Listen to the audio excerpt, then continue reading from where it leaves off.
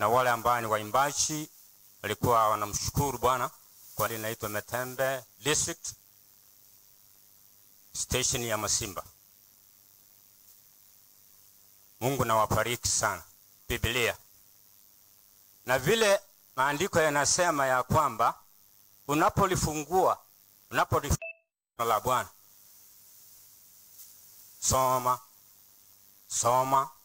soma, lakini tumefika siku ya leo hapa ili kukuabudu na kese mahali tunastahili kuwa.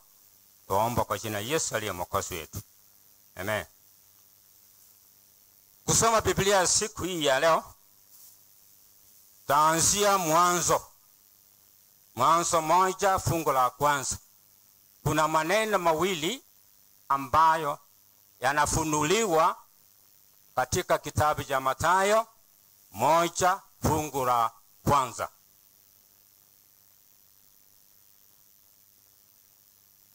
Mwanzo 1 fungu la kwanza. Inasema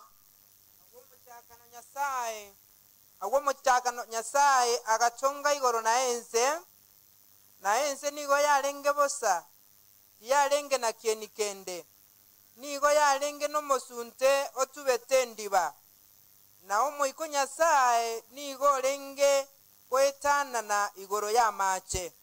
Asante sana. Soma tena kitabu hicho ambacho niwaambia, Mathayo, Yohana 1:1. Yohana 1:1. Inasema toa habari. Agwomuchakano ndialengo lingana, nelingana nigo lyalenge amona Nyasaye, na lilo lilingana nigo yalenge Nyasaye. Asante sana. Hapo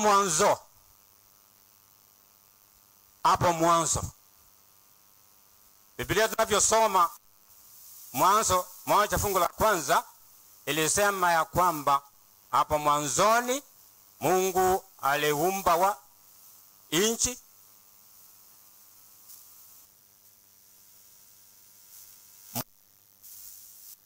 Jambo lingine, neno.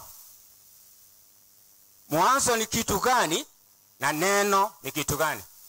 Inasema kwamba vile Biblia inasema katika Yohana ni Mungu. Hapo mwanzo kulikuwa na neno, na neno hilo ni nani? Mungu.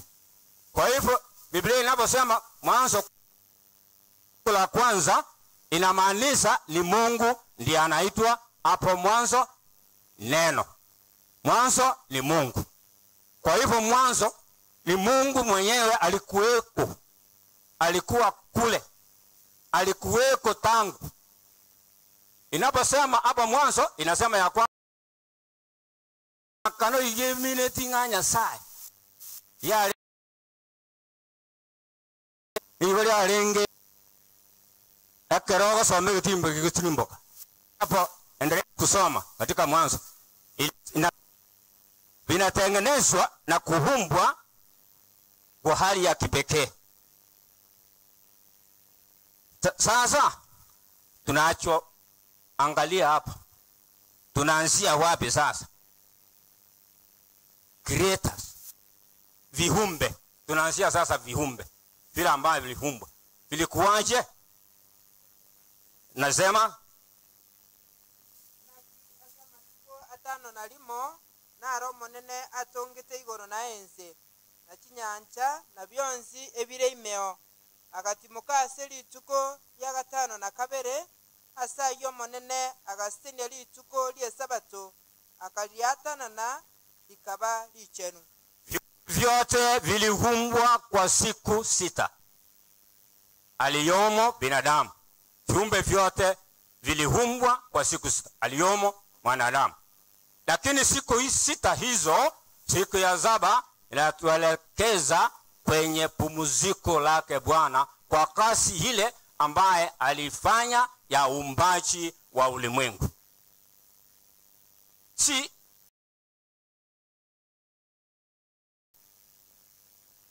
lakini inamaanisha ya kwamba Mungu alimaliza kazi yake kamilifu. Hakukuwa na kitu chochote ambacho kilibakisha nyuma. Hakukuwa na kitu chochote hata kidogo kinaonekana ya kwamba akikuwa kamilifu. Vitu vyote vilikuwa vikamilifu kwa Bwana.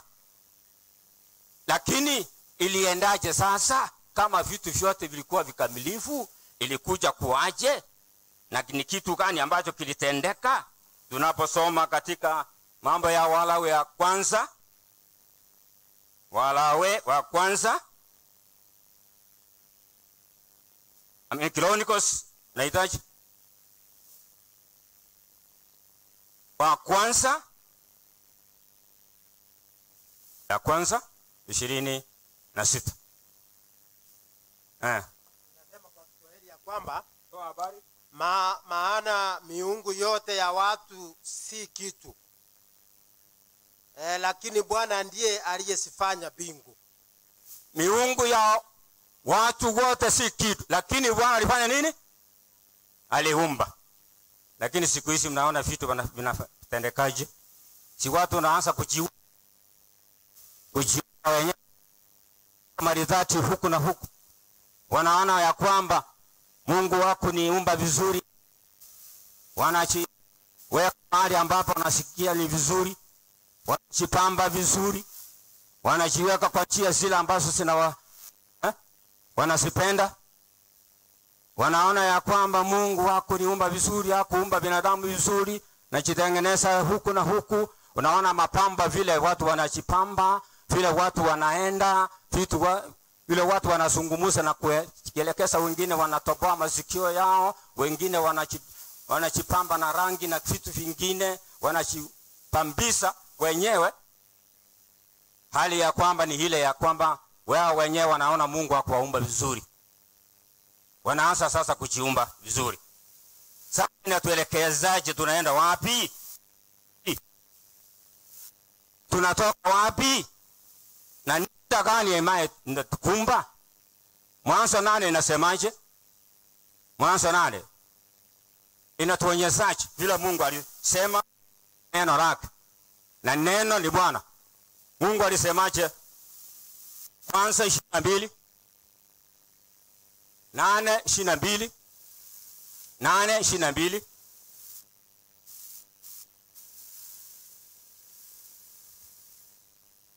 Mwanzo 8 fungu la 22. Tafadhali mnisaidie hapo.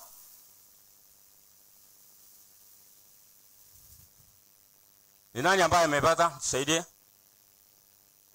Pasa sauti, natoa habari.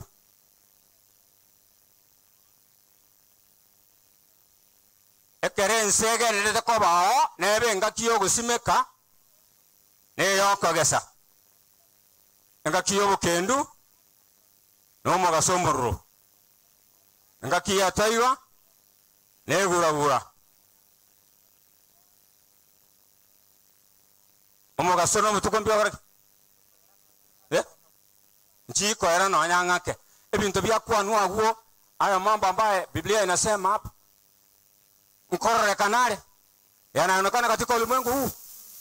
Watu wanafanya nini katika ulimwengu huu? Wanapanda, shida imeingia. Wanafunda, shida imeingia. Wanafanya kile, shida inaingia. Ulimwengu hapa ni shida. Ni sababu gani? Ni sisi binadamu tunasifanya kuwa hizo. Ni sisi binadamu tulijiuza wenyewe kwa yule mwovu. Vile mnavyosoma katika Mwanzo hiyo, kuendelea jini. Inatuonyesha ya kwamba binadamu huo kiumbe ambacho kinamfanana Mungu. Ni kiumbe mfano wa Bwana. Lakini kinachigeuza cha kenyewe, kinachifanya kuwa muumbaji. Sasa shida imetukumba ni kwa sababu sisi wenyewe ndio tuliweka hapo. Hilo jambo tunapolisoma nyakati za usiku zinakuwaje? Zinakuwa nyakati mbaya. Hata mchana ni mbaya. Lakini mwanzoni hakukuwa na kilimo.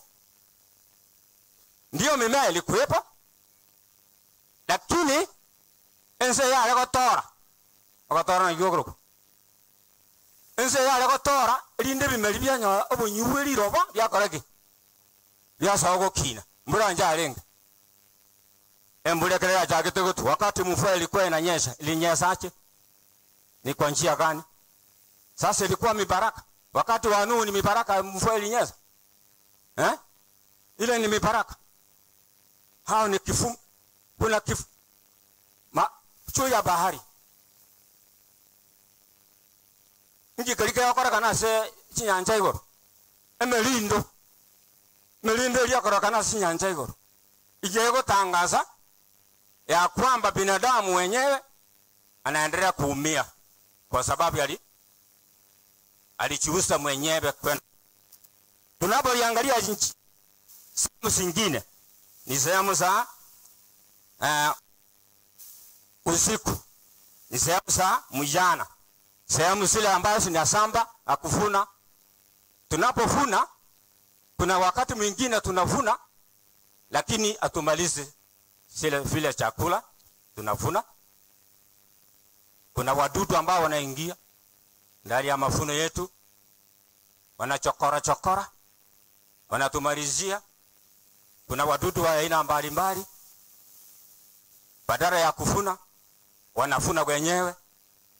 Kuna wanyama ambao waliumbwa kwa sababu ya binadamu. Kitu ambayo imetukumba ni sisi wenyewe tulileta, na hiyo ni shida ambayo ni kubwa. Kwa kuongezeka kwa ulimwengu, muongezeke mumalize dunia yote, tunaongezeka, tunafuata mpango wa Mungu kweli vile tunavyoongezeka. Wengi wetu wanalia kwa kuongezeka. Watu wanajaa katika ulimwengu, tunafuraha, lakini wakati mwingine kuna shida. Mzazi anaumia kwa mtoto wake ambaye alimzaa, anampenda, lakini wakati imefika apendi mzazi, hana haja na yeye. Vile binadamu, mzazi apendi mtoto wake. Mnaona uwachi kila watoto wanauliwa kwa njia mbaya. Mzazi anashika mtoto wake atupa ndani ya choo, ananyonga. Wengine wanasinyonga, wengine wanaua wengine, kama vile ilionekana wakati ule wale watoto wakubwa wa ulimwengu wa Adam na Hawa liwana, mmoja akaua mwenzake. Shida ikaonekana kwa binadamu ambao viumbe vya Mungu havikuuliwa, lakini ilianza kuuliwa, vikaanza kuuliwa. Shida hiyo ambayo tunaona ni furaha, lakini sio furaha. Wakati mwingine ni furaha kwetu, lakini inatuletea shida. Ni kwa sababu gani? Ni sisi tulipenda, lakini upendo wa Mungu ulikuja katika ulimwengu huu kwa neno lake. Neno lenyewe lilikuja kwetu likatuelekeza hapo tulitoka, ili tukikubali na kuamini hatutapata shida hiyo. Tunaposoma naitwa Leviticus 7 lake la 8, viumbe Mungu ambaye aliumba alituambia kwamba vitaje majina.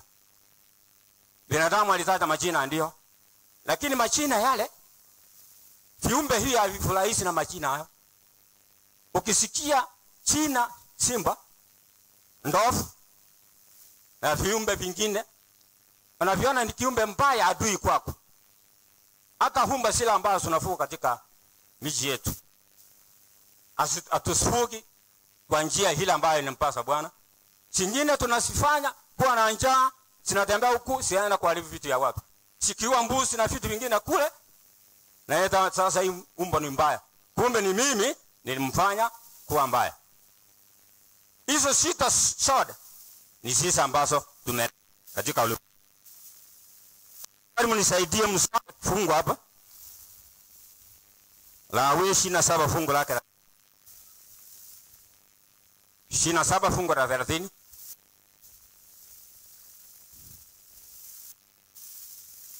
Nani amepata? Inasema ensemo ya 10 yo kwa makumugondo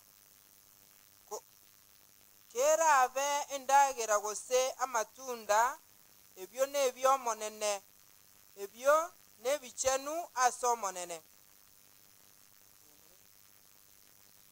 Onye omonto oganetie koboria ensemo yaye ya 10 nigo aramente yemo ya 5 ase ligori lyaye. Asante sana. Kuna wakati mwingine Mungu akikwambia ya kwamba kujeni kwangu, toa saka na sadaka. Nimeruka mahali fulani, toa sadaka na sadaka kwa sababu ya dhambi. Hiyo inamaanisha jambo hili ambalo nimesoma, inamaanisha ya kwamba kule kwa mwanzo Mungu aliumba mwanadamu, alifanya dhambi. Mungu mwenyewe alikuja shamba la Edeni akafanya kafara kwake. Alifanya nini? Kondoo alifanya nini? Aliuliwa ili binadamu akafu.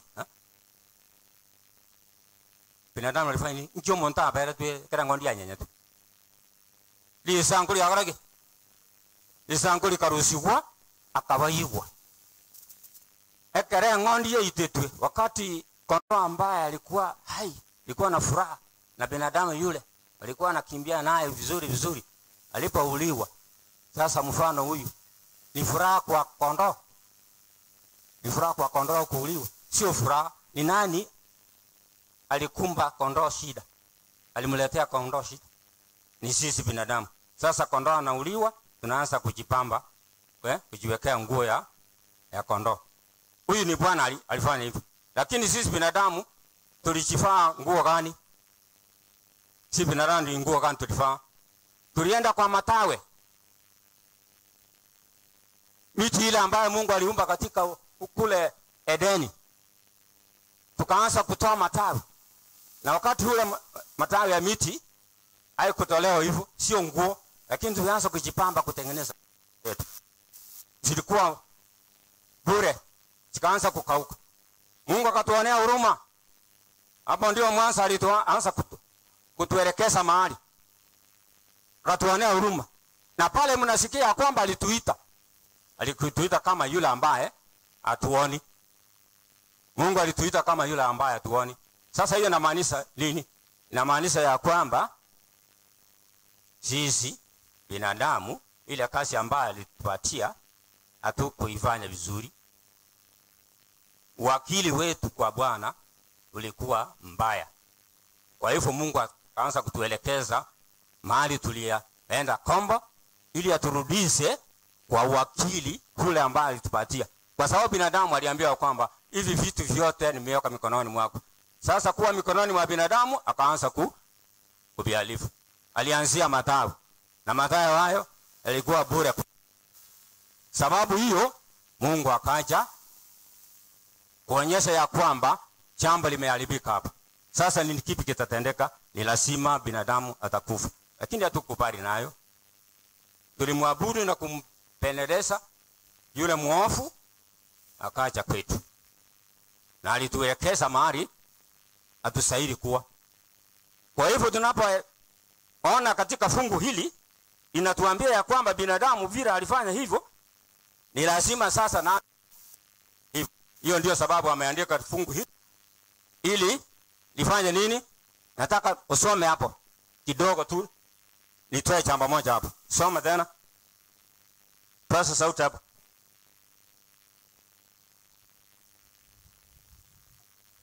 Boigo eye moja 10 ya maiche chiombe gose chingondi gose chimboli eng'encho yaye kere ng'iti ya 10 ye ching'iti chigoeta insase enyimbo yomolisia nebenchenu asomonene. Asante. Kiumbe Mungu alipatia binadamu akamwambia ya kwamba ni lazima vihesabiwe sasa. Hesabu ya kufanya nini? Hesabu ya kansa. Nikupatia viumbe hivi lazima nione kama hesabu inaendelea. Kwa sababu vingine vianza kupotea. La anabions. Tocha kekobara 1 2 3 4 ya moja. Ili tuonekane kama kwamba ni nani ambaye amesema. Kwa nini alituumba?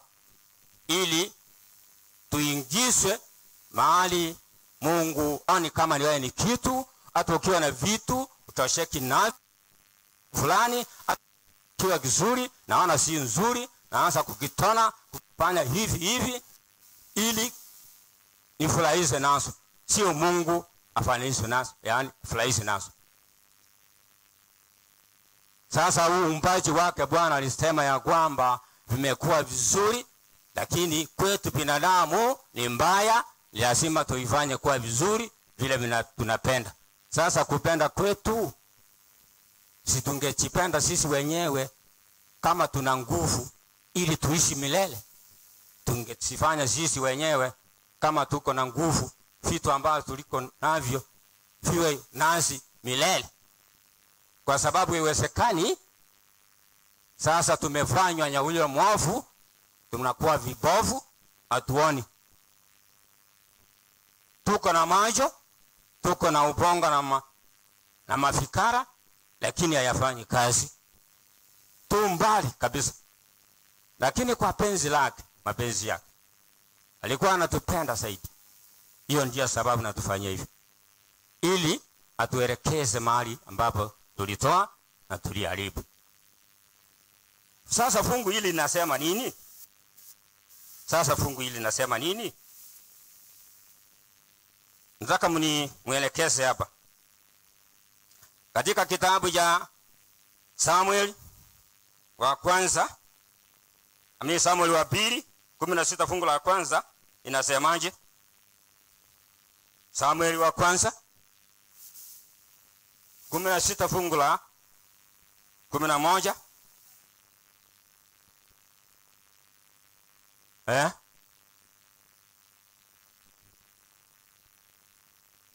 Huyu mtu mfanyikazi wa Bwana ambaye alikuwa king, alikuwa mfalme wakati ule, alienda mlima.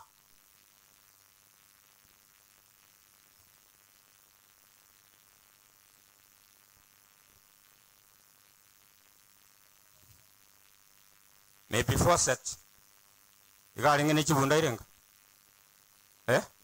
kunda wawili mikate ilikuwa nayo alibeba ubunda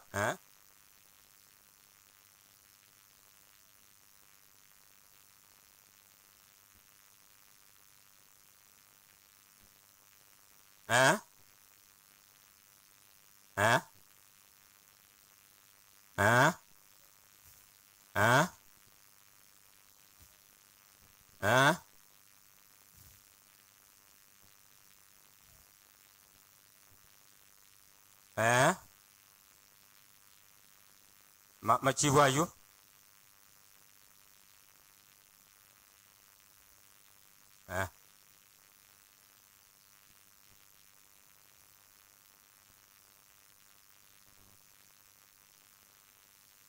jine jindagira chikora tu asa mora bakari ko irwa segete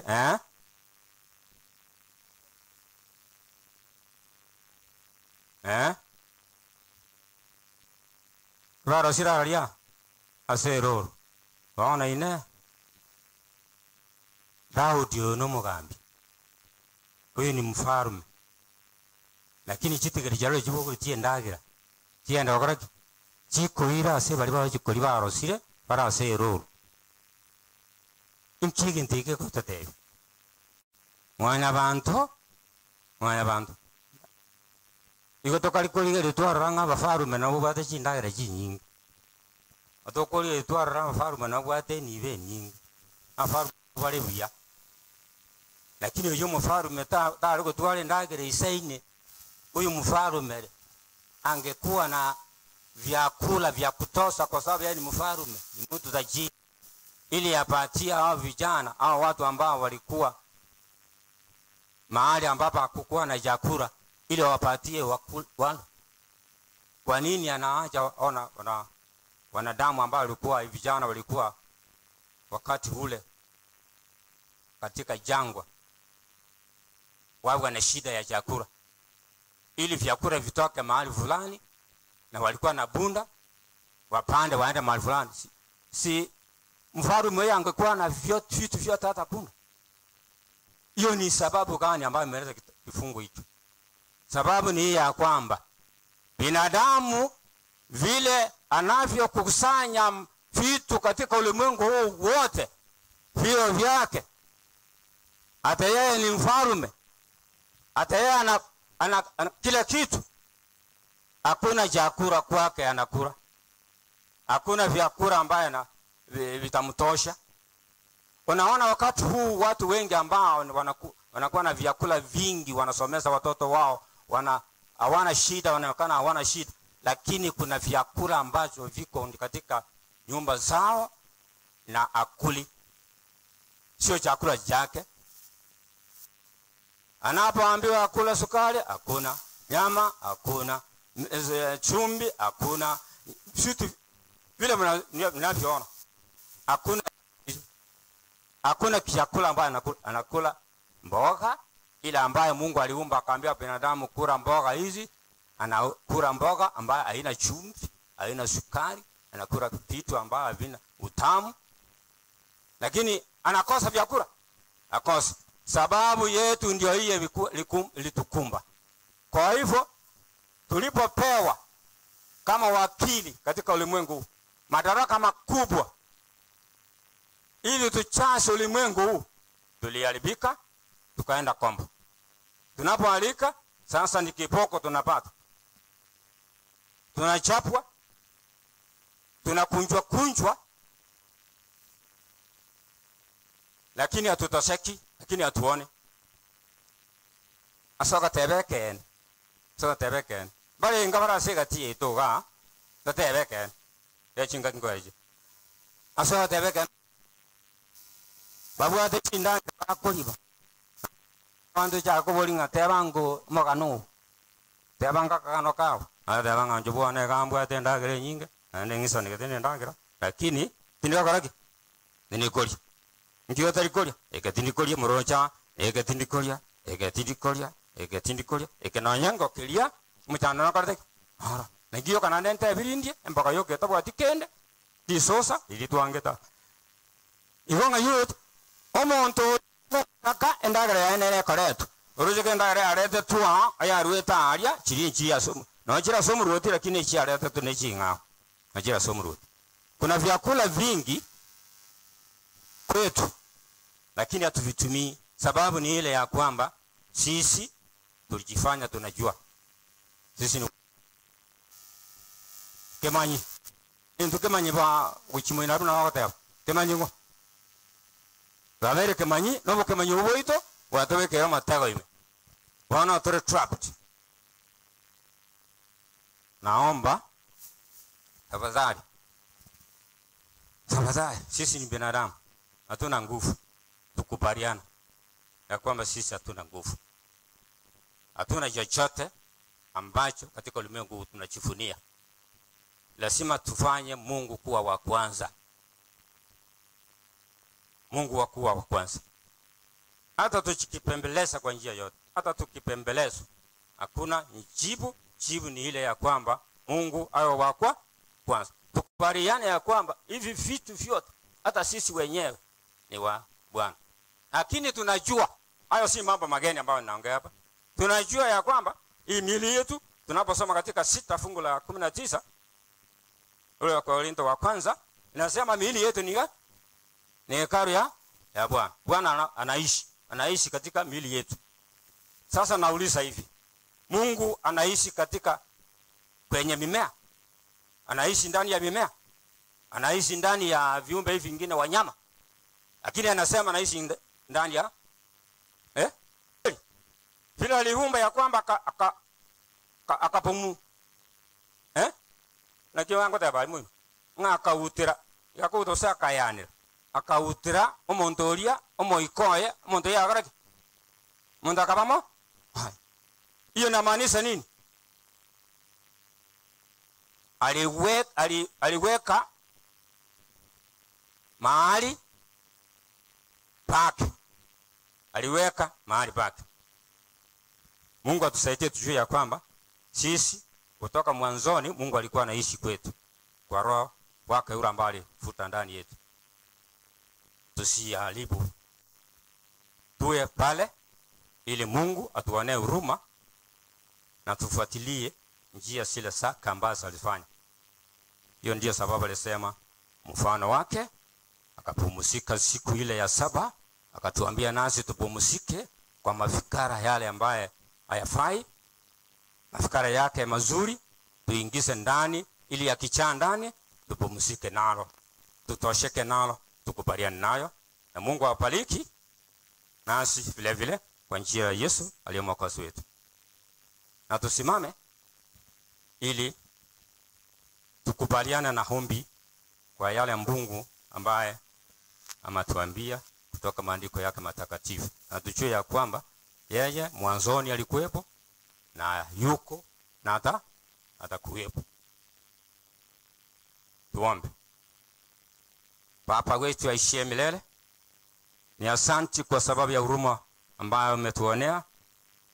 Hata ingawa tulienda kombo, tulitembea mbali, tukakubaliana na yule mwovu, lakini kwa huruma zako na pendo lako ukaja ili kutuelekeza mahali tulitoroka.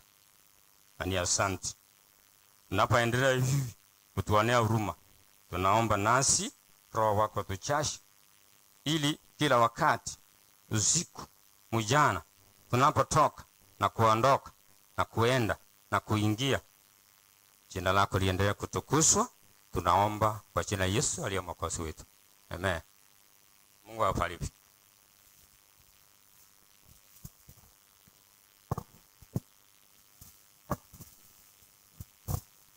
Meroka yerera Bago sabire chinguru Siria chare liria kare Changerete makerwapi Makabua emechando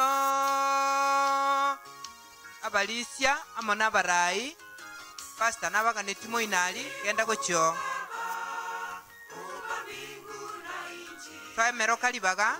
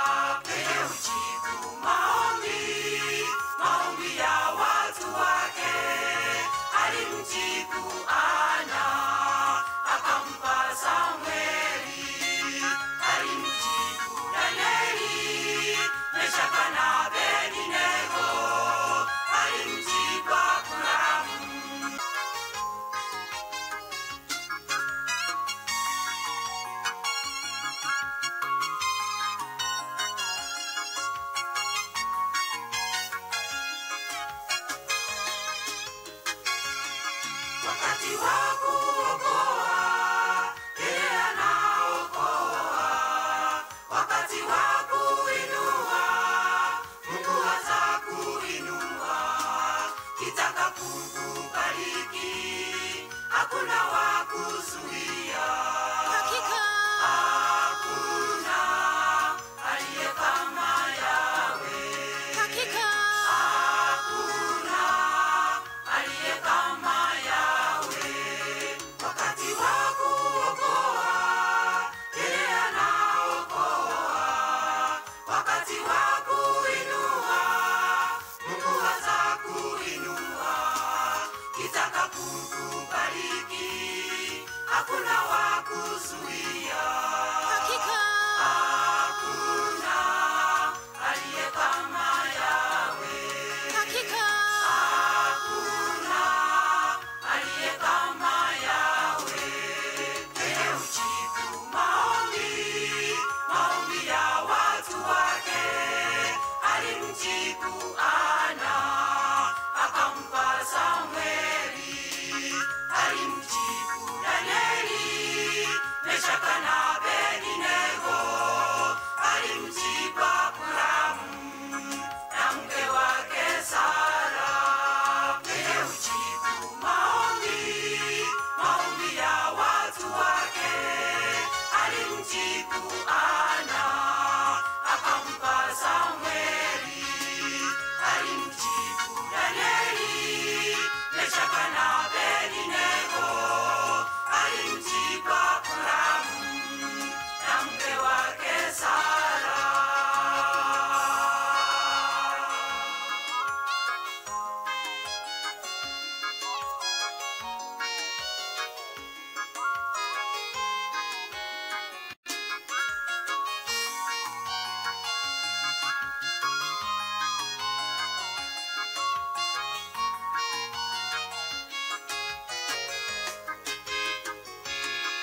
Mbali tumetoka na sasa tuko